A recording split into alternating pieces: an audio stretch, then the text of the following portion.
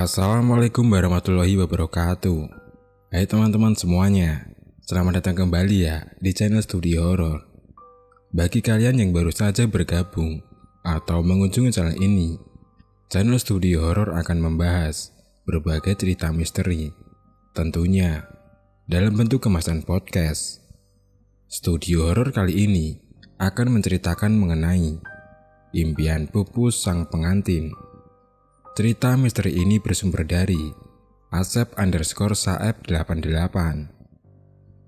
Dan sebelum kita membahas lebih lanjut, alangkah baiknya silakan melakukan subscribe terlebih dahulu ya, agar bisa mengikuti video terbaru dari channel Studio Horor berikutnya. November tahun 1965.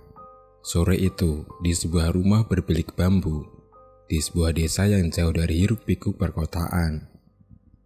Rumah yang teduh, karena terletak berdekatan dengan rerumpunan bambu yang rindang. Isah, si gadis putri Pak Rajiman dan Bu Surtini, sedang di kamarnya bersama ibundanya. Gadis tersebut sedang disisiri sang ibunda, sembari berkeluh kesah mengenai hari pernikahannya yang seminggu lagi akan digelar. Bu, Isah merasa tidak percaya diri. Pernikahan ini bagiku terlalu mendadak. Padahal baru kemarin dia datang melamar. Tahu-tahu seminggu lagi.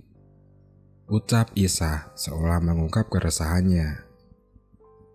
Loh, pengennya anak ramlan memang begitu, Nduk. Kamu jangan khawatir ya. Nak Ramlan gak bakal kecewain kamu. Tukas Bu Surtini lembut. Isah menatap lekat-lekat bayangan dirinya di cermin. Ia menghela nafas saat teringat pada pemuda satu kampungnya itu. Pemuda itu yang sangat berharap dapat meminangnya. Sayangnya, pemuda itu keduluan Ramlan, yang merupakan seorang pengusaha pengepul sabut kelapa dari Cirebon. Kini pemuda itu seolah menghilang pasca mengetahui sang gadis impiannya dilamar laki-laki lain, dan lamarannya mendapat lampu hijau, baik dari orang tuanya maupun gadis itu. Bu, aku merasa gak enak loh sama Mas Budi. Padahal dia orangnya baik banget. Tutur Isah disambut senyuman sang ibu.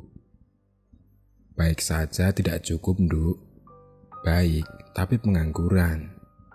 Ya kamu nanti mau dikasih makan apa? Kata Bu Surtini. Iya sih Bu, tapi tetap saja aku merasa tidak enak sama dia. Kata Isah sembari mengambil kotak berwarna merah di hadapannya. Doakan saja Nak Budi segera mendapatkan calon yang cocok. Tidak perlu mengkhawatirkannya. Dia pasti tahu harus bagaimana. Ucap Bu Surtini. Isah mengangguk, kemudian menatap cincin yang berada di dalam kotak merah tersebut. Sebuah cincin emas bermatakan berlian yang berkilau. Malam menjelang, di suatu lahan pemakaman umum, seorang pemuda berkemeja warna biru dan celana jeans sobek terlihat sedang berlutut di depan sebuah makam dengan batu nisan yang telah kabur dimakan lumut. Pemuda tersebut kedua matanya terlihat berkaca-kaca. Mbok, kemana lagi aku harus berkeluh kesah? Dirimu kini sudah tiada.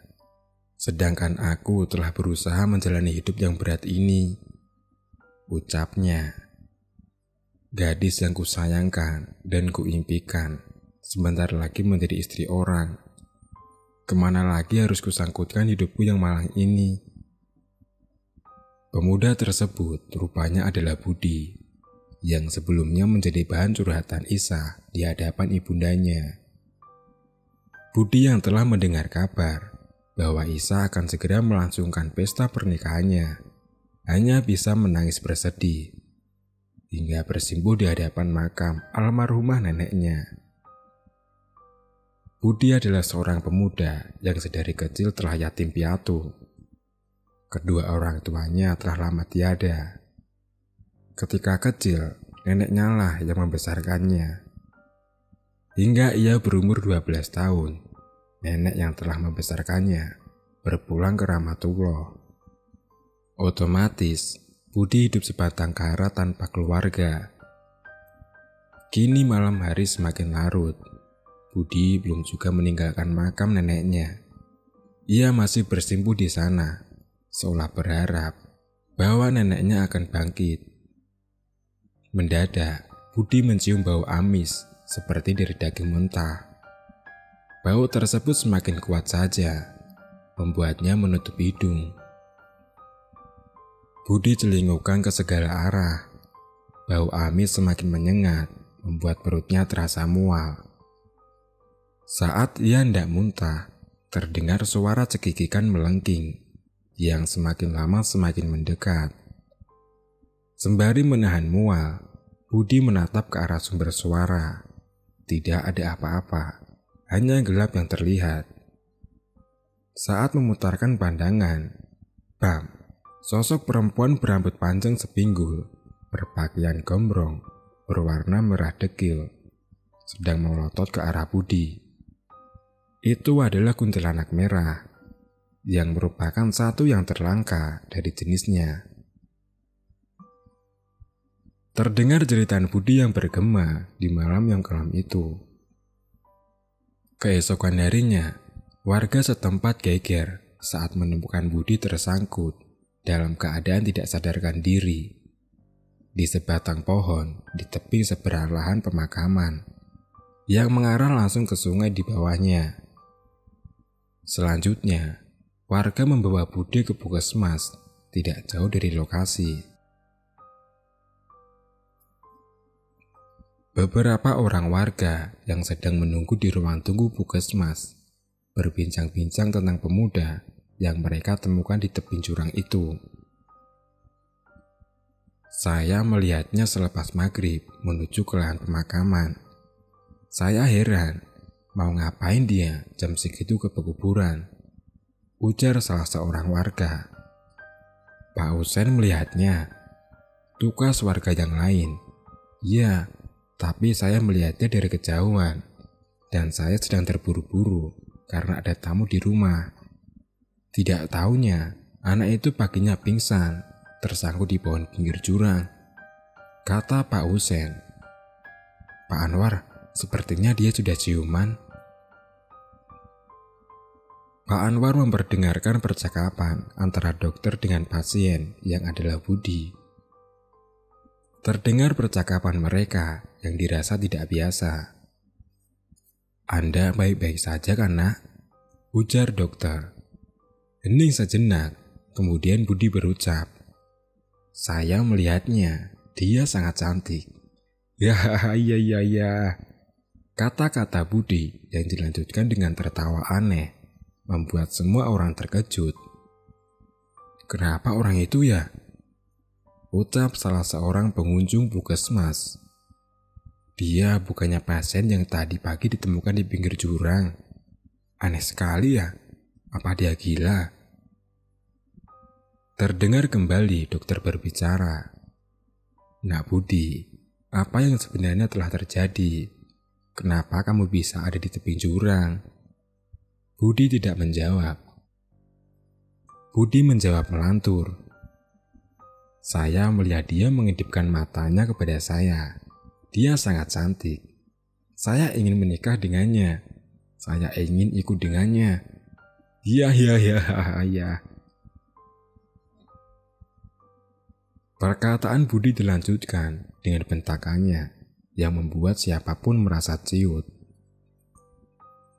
Dari dialognya telah diketahui bahwa Budi rupanya mengalami gangguan kejiwaan setelah ia diganggu makhluk mistis yang jarang diketahui orang, yaitu kuntilanak merah. Kuntilanak merah diketahui jarang sekali menampakkan diri. Makhluk mistis berwujud perempuan berambut panjang, berpakaian serba merah, dengan wajahnya yang menakutkan itu. Konon, hanya muncul di area pekuburan saja. Tidak seperti kuntilanak biasa, yang bisa ada di mana saja. Kuntilanak tersebut konon bukan hanya menakuti, tetapi juga bisa mencelakakan hingga ke kematian. Namun untuk kasus Budi, kuntilanak tersebut tidak sampai membuatnya terbunuh. Namun karena serangannya, Budi kini mengalami gangguan jiwa.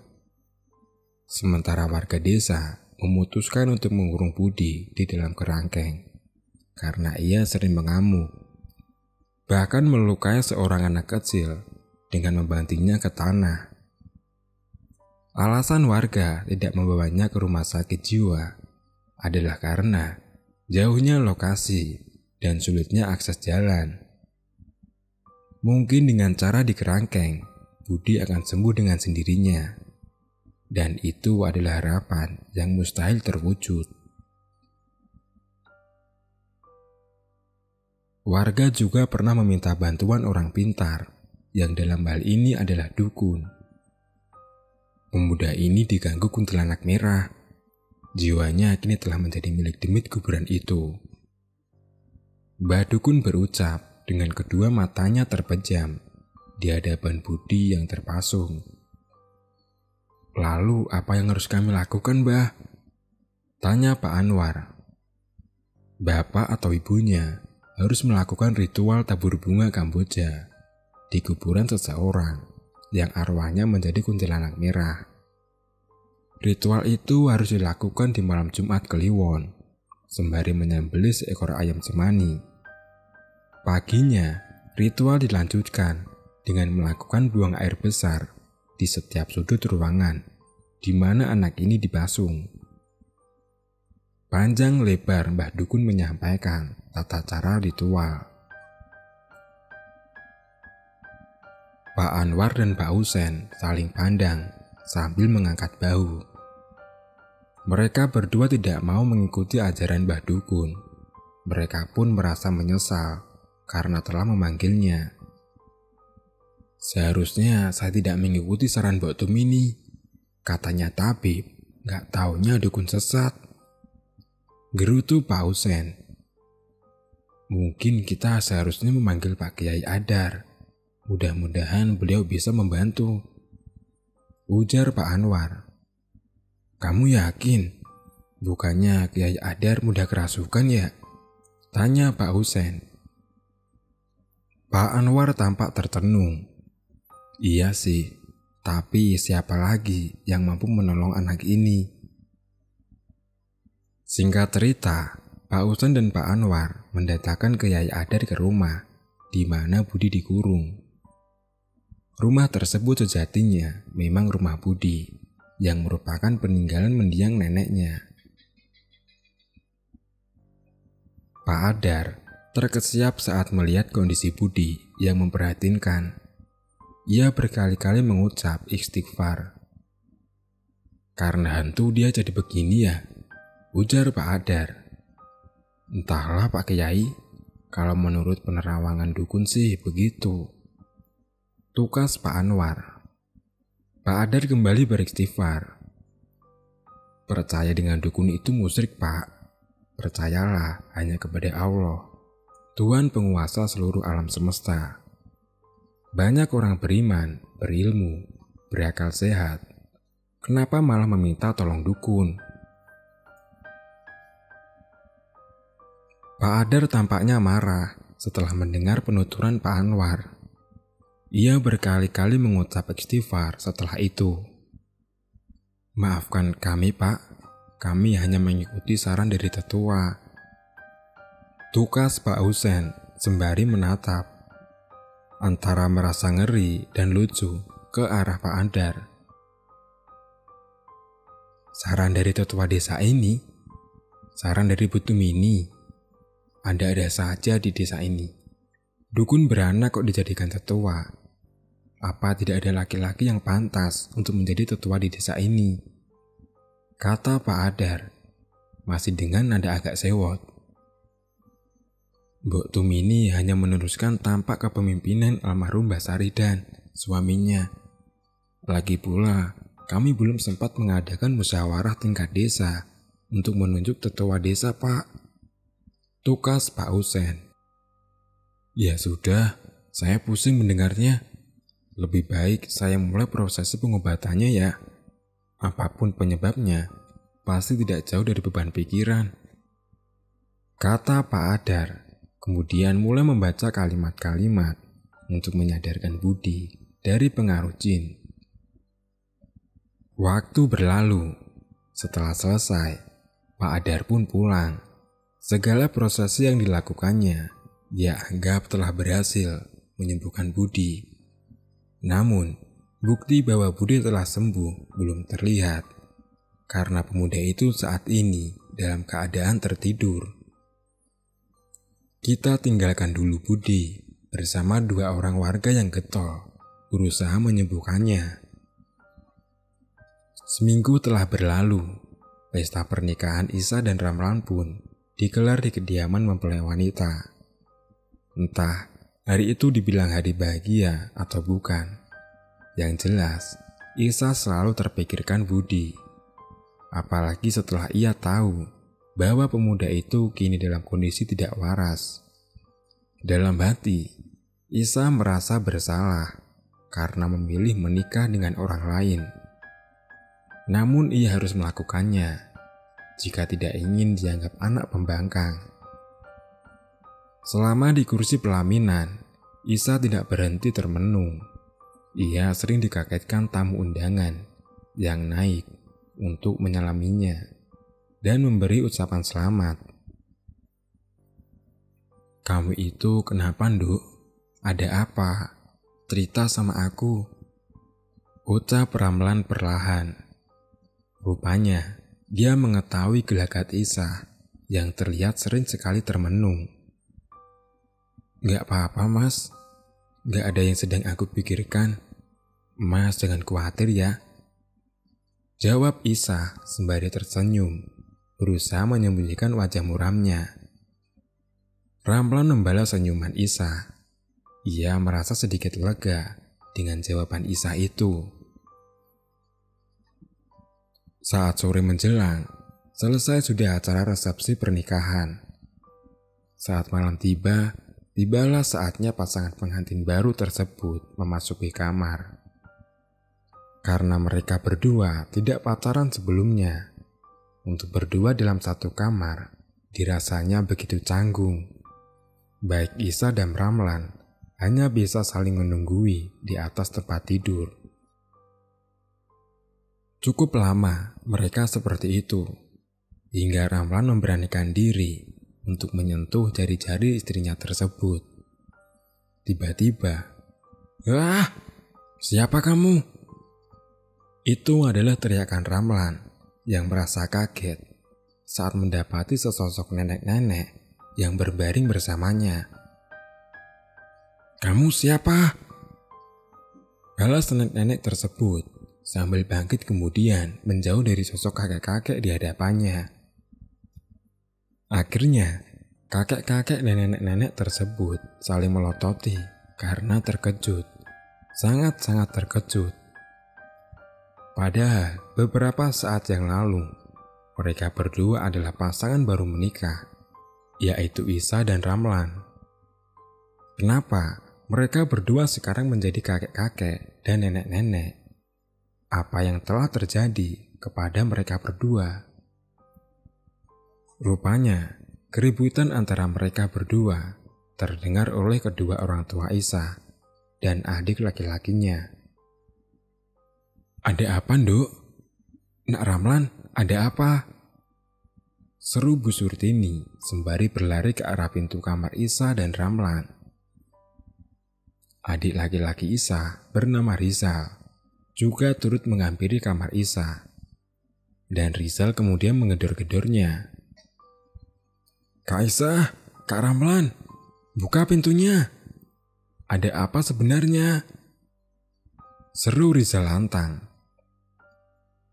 Sementara di dalam kamar, Isa dan Ramlan tampak shock berat. Mereka berdua duduk di atas ranjang sembari mengusap wajahnya berkali-kali. Tidak lama kemudian, Pak Ramijan menatap bergantian ke arah Ramlan dan Isa. Ia merasa heran dengan apa yang telah dialami putri dan mantunya tersebut. Jadi, kalian melihat masing-masing dari kalian menjadi berwajah tua, seperti nenek-nenek atau kakek-kakek, ujarnya sambil membetulkan letak peci.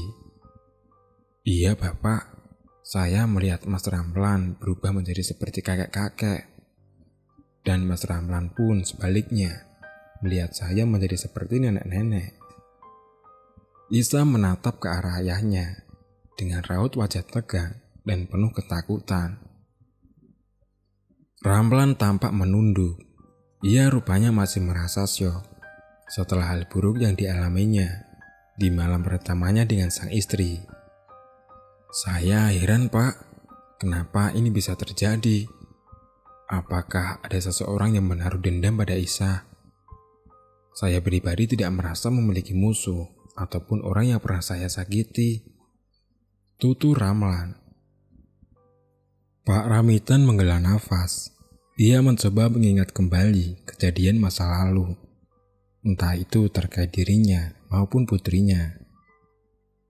Bapak tidak berhasil mengingatnya. Bapak yakin putri Bapak tidak pernah memiliki masalah dengan siapapun. Ya sudah, sebaiknya kalian beristirahat. Apapun yang terjadi, teriak saja. Panggil Bapak atau Ibu. Pak Ramijan menyudahi pertemuan mendadaknya tersebut. Selanjutnya, seluruh penghuni rumah kembali ke kamar masing-masing. Sementara Ramlan dan Isa masih merasa was-was, takut kejadian serupa terulang lagi. Di malam yang sama, di rumah Budi, Pak Anwar datang sembari membawa sebuah bakul nasi kecil lengkap dengan isinya. Ia memasuki rumah tersebut, kemudian terbelalak saat melihat kurungan Budi dalam keadaan terbuka dan pengisinya tidak ada di sana. Budi kabur. Budi kabur. Ini tidak bisa dibiarkan. Dia akan melukai orang-orang jika terlepas begini. Aku harus menemukannya dan membawanya kembali, ucap Pak Anwar sembari menaruh bakul nasinya. Selanjutnya, dengan diterangi lampu obor, ia menyusuri seisi rumah, kemudian keluar setelah yang dicarinya tidak ditemukan. Pak Anwar seorang diri menelusuri jalan perkampungan di tengah malam gelap gulita. Ia harus melangkah, kemudian berhenti di depan rumah Pak Ramijan, yang tadi siang mengadakan pesta pernikahan putrinya. Ia mengerutkan kening saat melihat suatu siluet warna merah mengapung di atas rumah tersebut. Siluet tersebut kemudian menghilang. Meski hati diliputi tanda tanya, Pak Anwar meninggalkan pelataran rumah Pak Ramijan. Selanjutnya ia melangkah semakin jauh hingga mencapai suatu area yang sangat menyeramkan, yaitu lahan pemakaman. Ia menyoroti area tersebut. Ia berpikir jika Budi akan kembali ke area pemakaman, di mana sebelumnya pemuda tersebut ditemukan di pinggir jurang seberang area itu. Pak Anwar menyusuri jalan yang berada di antara bibir jurang dan pekuburan tersebut. Ia menyoroti setiap jengkal area tersebut. Tidak lama kemudian, ia menemukan apa yang dicarinya. Rupanya benar, Budi berada di sana, tepatnya di kuburan mendiang neneknya. Pemuda kurang waras tersebut terlihat sedang duduk di atas batu nisan kuburan. Tentu saja, ia melakukannya karena ketidakwarasannya. Ah, kau di sini rupanya. Ayo pulang, Nak Budi. Jangan terlalu jauh dari rumah. Bahaya loh, ucap Pak Anwar seraya menghampiri Budi. Pemuda itu tidak menyaut. Wajahnya tertunduk seolah sedang menatapi kuburan neneknya. Terus menunduk tanpa menghiraukan kata-kata Pak Anwar. Nak Budi, ayo pulang. Ini sudah malam banget loh. Jangan keluyuran ke kuburan malam-malam begini. Bahaya. Pak Anwar mendekati Budi dan tanpa ragu menyentuh pundaknya. Tiba-tiba Budi mengangkat muka, natap garang ke arah Pak Anwar, disertai kedua tangannya melayang, kemudian mencekik leher Pak Anwar dengan kekuatannya. Lepaskan saya. Pak Anwar berusaha berontak saat cekikan Budi semakin kuat saja. Ia bahkan sebentar lagi kehabisan nafas karena saking kuatnya cekikan dari Budi. Di saat sedang mencekik Pak Anwar, sosok Budi mendadak berubah wujud menjadi sosok kuntilanak merah yang mengeluarkan bau amis yang sangat menyengat. Sosok hantu perempuan tersebut juga cekikikan dengan suaranya yang menerobos masuk merobek gendang telinga Pak Anwar. Lama sekali kuntilanak merah mencekik Pak Anwar, hingga laki-laki malang itu keesokan harinya seluruh warga desa dibuat gempar dengan meninggalnya Pak Anwar. Ditambah lagi meninggalnya secara tidak wajar dengan lokasi tempat yang juga tidak biasa. Kasihan Pak Anwar, dia yang selalu merawat pemuda itu bersama Pak Husen. Sekarang pemuda itu entah kemana. Ujar seorang warga yang sedang menyaksikan proses evakuasi jasad Pak Anwar dari lokasi. Pak Husen tidak terlihat berada di sini. Kemana dia gerangan? Kata warga yang lain menimpali. Tidak lama, muncul Pak Rajiman, yang rumahnya memang tidak terlalu jauh dari lokasi. Saya semalam memang sempat mendengar suara langkah kaki, tapi saya tidak mengeceknya, karena waktu itu saya sedang memeriksa hasil ujian anak-anak. Ucap Pak Ramijan di hadapan para warga yang ada di sana. Singkat cerita, warga desa bergotong royong memakamkan jasad Pak Anwar. Sembari di benak masing-masing masih bertanya-tanya seputar penyebab kematian Pak Anwar. Mereka mengantarkannya ke peristirahatan terakhirnya. Pak Rudi, saya merasa agak bingung. Jika saya teliti dengan seksama, kedua telapak tangan Pak Anwar itu menempel di lehernya. Seolah-olah ia mati karena mencekik dirinya sendiri. Tapi untuk apa dia melakukan itu? Ujar seorang warga di suatu malam di pos ronda. Pak Rudi tampak mengerutkan kening. Bisa jadi ia memang bunuh diri, tapi bukan karena kemauannya, melainkan karena ada sesuatu yang mendorongnya untuk bunuh diri. Tugasnya. Jelas sekali, saya melihat bekas cekikan di lehernya seukuran telapak tangan. Artinya, Pak Anwar memang bunuh diri. Tapi dia melakukannya di kuburan Mbok Darmi, neneknya Budi. Itu sangat mengherankan, kata warga bernama Pak Samiun. Secara kebetulan, Pak Anwar adalah orang yang paling getol merawat Budi. Tapi kalau Mbok Darmi yang membunuhnya ngapain juga ya? Bukannya seharusnya ia berterima kasih karena cucunya telah dirawat oleh Pak Anwar. Pak Samiun tiba-tiba melihat ke arah ujung jalan dari pos ronda. Ia melihat seseorang berjalan tergopoh-gopoh. Semakin dekat, semakin jelas jika orang tersebut adalah Pak Husen yang berjalan tanpa penerangan. Pak Husen, ucap Pak Samiun seraya bangkit dari duduknya. Pak Husen, dari mana saja? Kok baru kelihatan? Tanya Pak Rudi. Pak Husen berhenti tepat di depan pos ronda. Saya baru mendapat kabar bahwa Pak Anwar telah meninggal. Saya baru datang dari kecamatan, Pak. Saya berjalan kaki dari sana selama 2 hari semalam. Dan sekarang baru sampai. Jawabnya. kemudian menghampiri kedua warga itu.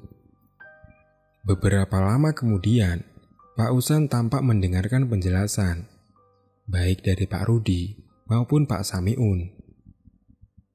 Beberapa kali ia mengucap istighfar setelah mendengar penjelasan dari dua warga tersebut. Masih di malam yang sama, di rumah Pak Ramijan, kejadian serupa terulang lagi. Saat hendak memulai aktivitas suami istri, Isa dan Ramlan kembali diganggu oleh wajah keduanya yang berubah menjadi seperti kakek-kakek dan nenek-nenek. Seperti sebelumnya, mereka berteriak-teriak ketakutan hingga keluar dari kamar. Hingga beberapa saat kemudian, di ruang tengah, Pak Ramijan mengerutkan kening sembari menatap ke arah putrinya. "Duk, ceritakan pada bapak dan suamimu soal Arjo. Bapak baru mendengar tentang hubunganmu dengan laki-laki itu," ujar Pak Ramijan membuat Isa terkejut. Ramlan lantas menatap ke arah Isa dengan penuh selidik. "Duk, siapa lagi itu? Laki-lakimu yang lain?" tembaknya dengan nada tegang. Isa terlihat ketakutan. Dia menghela nafas berkali-kali, sembari terkadang menelan ludah. Keringat dingin mengucur di wajahnya, hingga melunturkan kosmetiknya. "Jawab, Nduk, kamu punya hubungan apa sama laki-laki yang namanya Arjo?" Ramlan semakin tidak sabar ketika melihat Isa malah membisu, bahkan mematung. "Sabar Mas Ramlan, biarkan Isa jawab dulu," ucap Bu Surtini yang merasa seolah semua orang di ruangan tersebut sedang memojokkan putrinya. "Baik Bu. Nduk, jawab pertanyaanku sama Bapak. Aku nggak akan marah apapun yang kamu akan ceritakan," tukas Ramlan memelankan intonasi suaranya. Isa menghela nafas beberapa kali, hingga kemudian ia berbicara. "Aku dulu sama Mas Arjo pernah berpacaran. Kami bahkan sempat saling setuju untuk melangkah ke jenjang yang lebih serius. Namun, kejadian itu membuat saya memutuskan untuk meninggalkan Mas Arjo. Agar saya terhindar dari dia, maka saya setuju untuk menikah dengan Mas Ramlan." Isa berhenti berpikir sejenak. "Kejadian apa?" tanya Riza yang turut berada di sana. "Mas Arjo mengkhianatiku. Dia selingkuh, bahkan berbuat mesum dengan perempuan lain. Setelah itu, dengan entengnya, dia meminta maaf setelah saya tahu perbuatannya. Tentu saja, saya tidak mau memaafkannya. Saya pun meninggalkan dia. Saya pun lantas menikah dengan Mas Ramlan, dengan harapan Mas Arjo tidak lagi mengejar-ngejar saya," tutur Isa, seraya terisak saat mengingat masa lalu yang menyesakan dadanya tersebut. "Begitu rupanya. Kenapa kamu tidak pernah bercerita, Nduk, bahwa Arjo itu pernah menjadi pasangan harammu?" tukas Pak Ramijan. Isa hanya menunduk, tidak bisa berkata-kata lagi. "Besok, Bapak akan mengundang Pak Adar kemari. Semoga saja beliau bisa membantu kita. Bukan tidak mungkin apa yang kalian alami adalah karena ulah jahil orang yang dendam sama kamu, Nduk," kata Pak Ramijan. Keesokan harinya, tepat pada pukul 9, Pak Adar telah tiba di rumah Pak Ramijan. Di dalam rumah, ia tampak mengitarkan pandangannya sambil memanggut-manggut. "Rumah ini sudah berapa lama berdiri, Pak?" ujarnya ke Pak Ramijan. 20 tahun yang lalu, Pak. Memangnya kenapa ya, Pak? Apa ada hubungannya dengan apa yang anak dan mantu saya alami, Pak?" tukas Pak Ramijan sembari bertanya. Pak Adar pun menggeleng. Bukan rumahnya, tapi kuburan di bawahnya. Sontak, perkataan Pak Adar membuat semua orang berada di sana terkejut. Apa? Di bawah rumah ini ada kuburan? Bagaimana mungkin, Pak? Tanah ini saya beli dari warga di sini juga loh. Awalnya di sini adalah perkebunan cengkeh, makanya ada cukup banyak pohon cengkeh di sini. Tukas Pak Ramijan dengan nada kaget. Iya, tanah ini memang bekas perkebunan cengkeh, tapi sebelum menjadi perkebunan cengkeh, di tanah ini pernah dikuburkan seorang perempuan muda yang konon meninggalnya karena diguna-guna. Saya pernah mendengar cerita itu dari almarhum paman saya, kata Pak Adar menjelaskan. Lalu terkait gangguan yang selalu mendatangi anak dan mantu saya, apakah itu berhubungan dengan kuburan di bawah rumah? Juga apakah dengan pindah rumah, gangguan itu akan hilang? Tanya Pak Ramijan beruntun. Satu-satu Pak pertanyaannya. Saya jadi bingung, harus menjawab yang mana dulu. Tukas Pak Adar. Pak Ramijan tampak menggaruk kepalanya, merasa tidak enak karena telah bertanya begitu banyak. Seharusnya kuburan ini tidak menimbulkan gangguan apapun. Lawong di dalamnya kan orang yang sudah meninggal. Mana bisa orang yang sudah meninggal gangguin orang yang masih hidup. Tapi ya meskipun begitu, gangguan bisa saja muncul karena campur tangan pihak luar. Misalnya karena ada orang yang dengki atau sakit hati sama pengisi rumah ini. Maka adanya kuburan ini semakin memberi dia peluang untuk menjahati penghuni rumah. Papar Pak Adar panjang lebar. Gangguan itu juga tidak akan hilang meski seluruh penghuni rumah pindah tempat tinggal, sejauh apapun jaraknya dari sini. Jadi, yang bisa kita lakukan adalah berusaha meminimalisir gangguan, serta tidak lupa terus berdoa. Sebagai langkah awal, saya akan membacakan ayat-ayat suci Al-Quran hingga maghrib tiba. Kenapa saya hanya sampai maghrib? Karena saya harus mengajar ngaji anak-anak di pondok. Apalagi, nanti malam saya juga ada janji dengan Pak Kiai Junaidi. Tambahnya. Terima kasih Pak, tidak apa-apa, meski hanya sampai maghrib juga. Semoga gangguan ini segera berakhir. Tukas Pak Ramijan. Pak Kiai, saya mau tanya, bagaimana kalau seandainya nanti malam adalah puncak dari gangguan itu? Soalnya kami sudah 2 malam mengalami hal yang sama. Di malam yang ketiga mungkin akan sangat buruk. Bukan saya sok tahu, tapi entah kenapa firasat saya mengatakan itu. Ujar Ramlan membuat semuanya menatap ke arahnya dengan heran. Saya juga merasa seperti melihat almarhumah ibu saya sedang menunggu saya di alam sana. Kata-kata Ramlan barusan sukses membuat semuanya terkejut. Mas, jangan berbicara seperti itu. Pak Ramijan membuat Isa dan Bu Surti melihat ke arahnya dengan sengit. Bapak bicara apa sih? Bisa-bisanya ya ngomong kayak gitu. Serga Bu Surtini dengan kesal. Pak Adar tampak mengerutkan kening sesaat setelah mendengar kata-kata Pak Ramijan. Saya akan mulai pembacaan ayat sucinya. Terlebih dahulu, saya akan berwudu. Di mana kamar mandinya, Pak, Bu? Ujar Pak Adar seraya bangkit dari duduknya. Ikut saya, Pak. Tukas Pak Ramijan seraya beranjak menuju ruang belakang rumah. Setelah selesai berwudu, Pak Adar mulai membaca ayat-ayat suci Al-Quran.